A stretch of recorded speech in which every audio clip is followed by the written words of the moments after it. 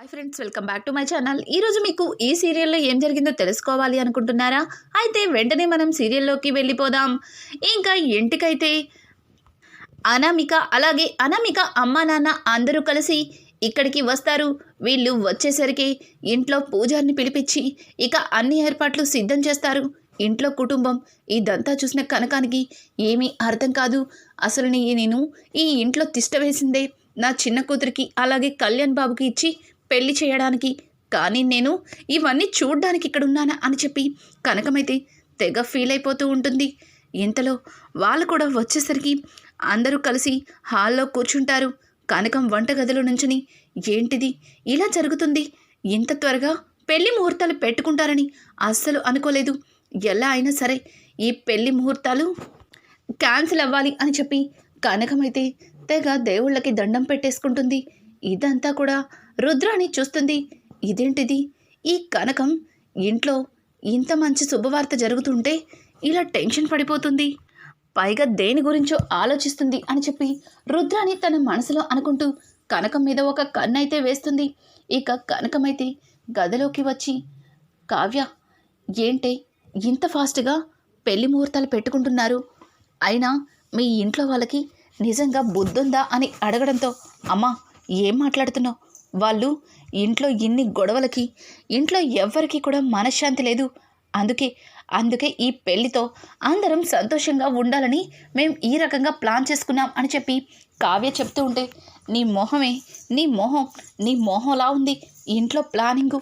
అసలు కళ్యాణ్ బాబు మనసులో నిజంగానే అనామిక ఉందా, ఏ రోజన్నా కళ్యాణ్ బాబుని అడిగారా మీరు అని అంటూ ఉంటే, ఏంటమ్మా అలా మాట్లాడుతున్నావు, కళ్యాణ్ చెప్పడం పట్టించే కదా ఇంట్లో ఈ పెళ్లి ముహూర్తం పెట్టించింది, అలాగే ఇంట్లో ఇలా పెళ్లి ఏర్పాటు చేస్తుంది, ఇప్పుడేమో కొత్తగా కళ్యాణ్ మనసులో ఎవరున్నారు అని అడుగుతున్నావేంటి, ఏంటమ్మా నువ్వేమన్నా చెప్పాలనుకుంటున్నావా అని అడగడంతో, అమ్మో ఇప్పుడు కావ్యకి విషయం చెప్పానంటే ఇది అసలే మంచితనాన్ని ముసుగు వేసుకుని మరీ తిరుగుతుంది, ఇప్పుడు కనుక దీనికి తెలిస్తే నాకు గట్టిగా వార్నింగ్ ఇచ్చింది, ఆ తర్వాత వాళ్ళ నాన్నకి ఫోన్ చేసి చెప్తుంది, ఇక ఆయనైతే నా గురించి ఓ రేంజ్లో క్లాస్ తీసుకుంటారు అని చెప్పి కనకం అనుకుని, ఏం లేదులే పద చుట్టాలందరూ వచ్చేశారు, పైగా పంతులు గారు కూడా ముహూర్తాలు పెడుతున్నారు అని చెప్పి కనకమైతే ఇక కిందకైతే వెళ్తుంది. కిందకు వెళ్ళిన కనకానికి అప్పు ఎదురవుతుంది. అప్పు నువ్వేంటే ఇలా వచ్చావు అని అడగడంతో, అది అమ్మా అని చెప్పి ఇక కళ్యాణ్ వైపు కళ్ళు తిప్పుతుంది. ఓ కళ్యాణ్ బాబు రమ్మన్నాడా, సరేలే వచ్చి ఇలా నుంచో అని అంటూ ఉంటే, ఏంటమ్మా ఇదంతా, అసలు నాకు ఇక్కడికి రావడమే ఇష్టం లేదు, నువ్వైనా వాళ్ళకి నచ్చ చెప్పి నన్ను ఇక్కడి నుంచి పంపించేవే అని అడగడంతో, ఊరుకోవే, నువ్వు లేకపోతే ఇవన్నీ ఎలా జరుగుతాయి, అసలు నీకేమీ తెలీదు, నువ్వు కాసేపు సైలెంట్గా ఉండు అని చెప్పి ఇంకా అప్పు నోరు మూయిస్తుంది కనకమైతే.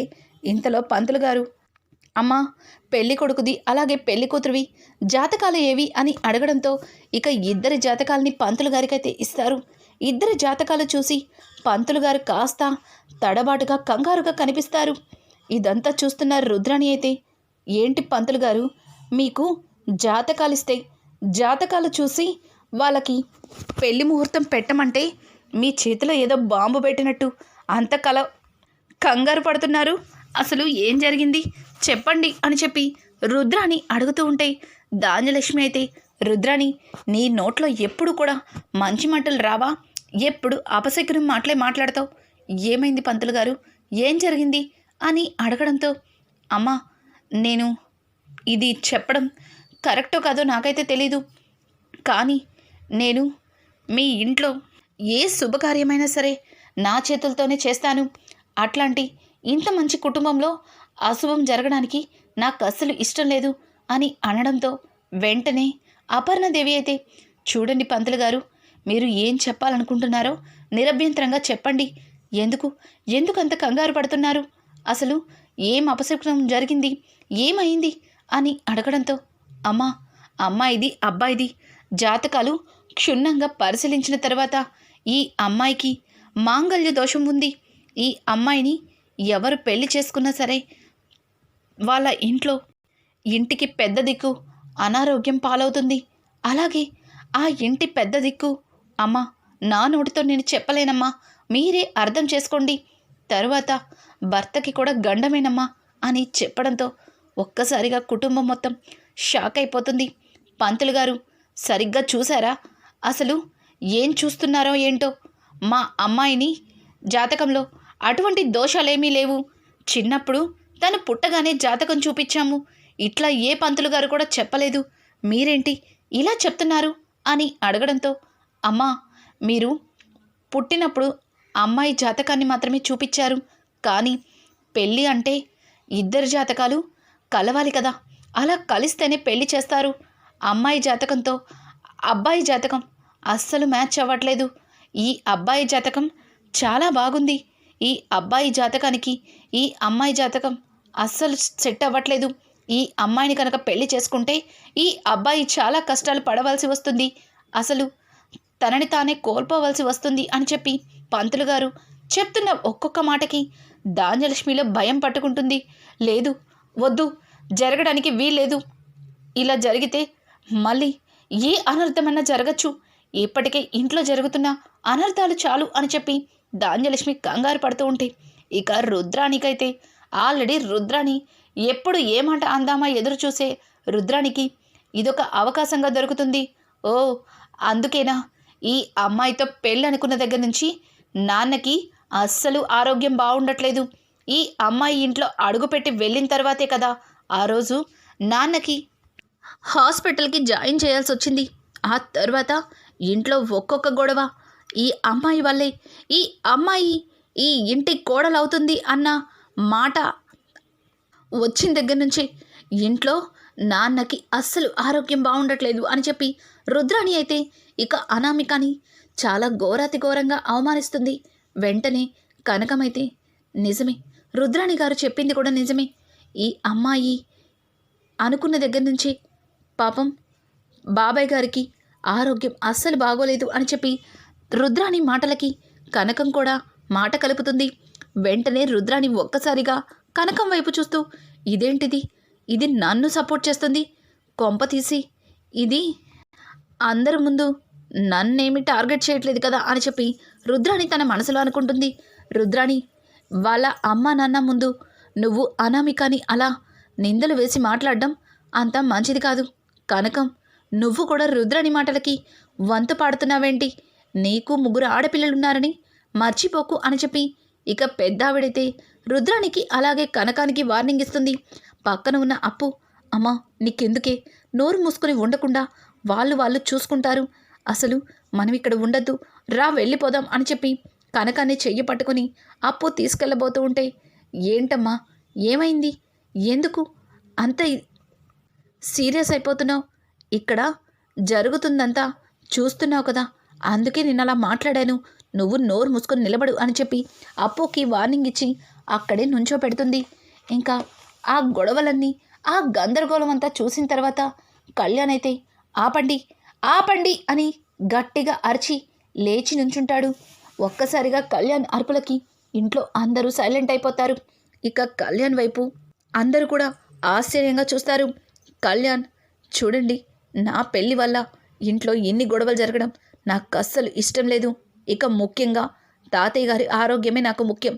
తాతయ్య గారు బాగుంటేనే నేను అలాగే ఈ ఇంట్లో కుటుంబం మొత్తం సంతోషంగా ఉంటుంది. అటువంటిది ఆయనే ఆరోగ్యంగా లేనప్పుడు, ఆయనే సంతోషంగా లేనప్పుడు ఈ కుటుంబం ఎన్ని సమస్యల్లో పడుద్ది అన్నప్పుడు నేను అనామికని మర్చిపోవడమే కరెక్ట్. నేను అనామికని పెళ్లి చేసుకోను అని చెప్పి కళ్యాణ్ తెగించి చెప్పేసరికి ఒక్కసారిగా అనామిక వాళ్ళ ఫ్యామిలీ షాక్ అయిపోతుంది. ఇక అనామిక వాళ్ళ నాన్నైతే, బాబు ఏం మాట్లాడుతున్నారు, అసలు ఈ పంతులు అన్ని అబద్ధాలు చెప్తున్నాడు, ఈ పంతులు చెప్పిందంతా అబద్ధం, మీరు అవన్నీ నమ్మి నా కూతుర్ని దూరం చేసుకోవాలని చూస్తున్నారు, మీరు లేకుండా నా కూతురు బ్రతకలేదు అని చెప్పి అనామిక తండ్రి ఇక కళ్యాణ్తో మాట్లాడుతుంటే, చూడండి పంతులు గారు, మాకు మా తాతల కాలం నాటి నుంచి వస్తున్న పంతులు వాళ్ళు ఎప్పుడూ కూడా మా కుటుంబానికి మంచి జరగడానికే చూస్తారు. మీరు అనవసరంగా పంతులు గారి మీద నిందలు వేయకండి.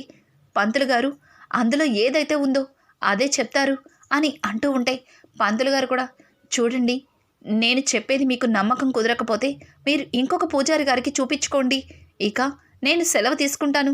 సీతారామయ్య గారు వెళ్ళొస్తానండి అని చెప్పి అక్కడి నుంచి పంతులు వెళ్ళిపోతాడు. పంతులు వెళ్ళిపోయిన తర్వాత ఇక అనామిక తండ్రైతే ఈ జాతకాన్ని మా పూజారి గారికి చూపిస్తాను.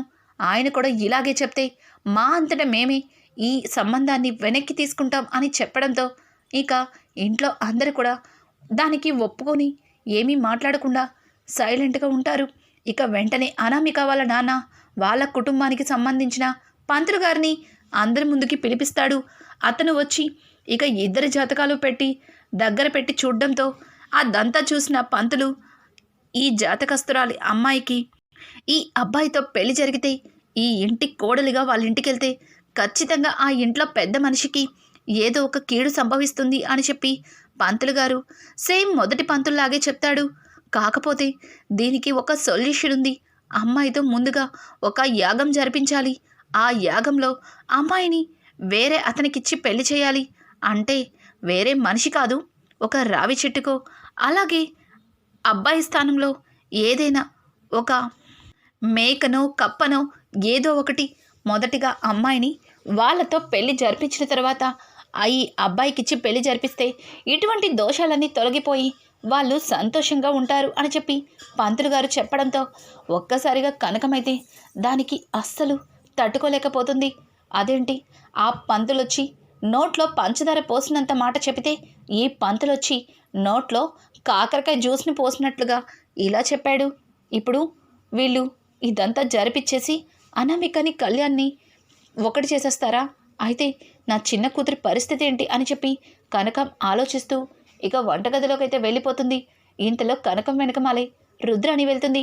ఏంటి కనకం, అనామిక కళ్యాణ పెళ్లి చెడిపోతే బాగుండని చాలా బాగా ఎదురు చూసినట్టున్నావు, కానీ అనుకున్నదేమీ జరగలేదని బాగా డిసప్పాయింట్ అయినట్టున్నావు అని అనడంతో ఇక ఆ ధ్యాసలో ఉన్న కనకం, అవును నేను కూడా అలాగే అనుకున్నాను, పెళ్ళి క్యాన్సిల్ అయిపోయింది, ఇక ఈ పెళ్ళిక జరగదు, చక్క నా చిన్న కూతుర్ని కళ్యాణ్కి ఇచ్చి పెళ్లి చేద్దాం అనుకున్నాను, కానీ మొత్తం ప్లాన్ అంతా రివర్స్ అయిపోయింది, ఇక్కడ ఈ పంతులొచ్చి మొత్తం చెడగొట్టేశాడు అని ఒక్కసారిగా కనకం వెనక్కి తిరిగి చూసేసరికి అక్కడ రుద్రాణి ఉంటుంది. రుద్రాణిని చూసిన కనకం ఏమంటే నోరు మూసుకుంటుంది. కనకం, నువ్వేమీ కంగారు పడమాకు, నేనున్నాను కదా, నా వల్లే కదా రాజ్కి అలాగే కావ్యకి పెళ్లి జరిగింది, ఇప్పుడు కళ్యాణ్కి అలాగే అప్పుకి కూడా నేనే పెళ్లి జరిపిస్తాను, నువ్వేమీ కంగారు పడమాకు అని చెప్పి ఇక కనకానికి నచ్చ చెప్తుంది. ఓసే కనకం, అసలు నీ కూతుర్నే ఇంట్లో నుంచి పంపించేయాలి అనుకున్నప్పుడు నీ చిన్న కూతుర్ని ఈ ఇంటి కోడలుగా ఎందుకు చేస్తాననుకుంటున్నావు? అనామికని తీసుకొచ్చిందే నేను, అనామికని ఇంటి కోడలుగా చేయాలనుకుందే నేను, అట్లాంటిది నీ చిన్న కూతుర్ని కళ్యాణ్కిచ్చి ఎందుకు పెళ్లి చేస్తాను? నువ్వు ఈ పెళ్లిలో తల దూర్చకూడదనుకున్నా, అలాగే ఈ పెళ్లిని చెడగొట్టకూడదన్నా నేను నీకు సహాయం చేస్తానని నమ్మించాలి. ఈ పెళ్ళి అయిపోయిన తర్వాత ఆ స్వప్నని అలాగే ఆ కావ్యని తీసుకుని నీ ఇంటికి వెళ్ళిపోదు, రెడీగా ఉండు అని చెప్పి కనకానికి నచ్చ చెప్పినట్లుగా ఇక ఇవన్నీ తన మనసులో అనుకొని అక్కడి నుంచి ఇంకా రుద్రాణి అయితే వెళ్ళిపోతుంది. వీళ్ళిద్దరూ మాట్లాడుకున్న మాటలన్నీ కూడా కావ్య వింటుంది. కావ్య అయితే, అమ్మ ఏంటి ఇలా చేస్తున్నావు, నువ్వు చేసేది తప్పు, ఇప్పటికే ఈ ఇంట్లో మేము పడుతున్న బాధలు సరిపోదా, ఇక అప్పు కూడా ఆ బాధలు పడాలా? ఎందుకమ్మా, ఎందుకు ఇట్లాంటి పిచ్చి ప్రయత్నాలన్నీ చేసి అందరి మధ్యలో ఒక దోషలాగా నిలబడతాం? నేను చెప్పేది విను, నువ్వు ఇవేమీ చెయ్యొద్దు. కళ్యాణ్ అనామికని ప్రేమించాడు, ప్రేమించిన వాళ్ళు పెళ్లి చేసుకుంటే వాళ్ళిద్దరూ సంతోషంగా ఉంటారు, వద్దమ్మా వద్దు అని చెప్పి ఇక కావ్య అయితే కనకానికి నచ్చ చెప్తుంది. కానీ కనకం అలాగే రుద్రాణి అన్న మాటలు, కావ్య అన్న మాటలు అస్సలు వినిపించుకోదు. ఒక విధంగా తనకి సహాయం చేస్తుంది అన్న రుద్రాణిని మాత్రం కనకం అస్సలు నమ్మదు. ఇక కావ్య మాటలా ఎప్పుడూ కావ్య అలాగే చెప్తుంది. ఇంకా కావ్యని కూడా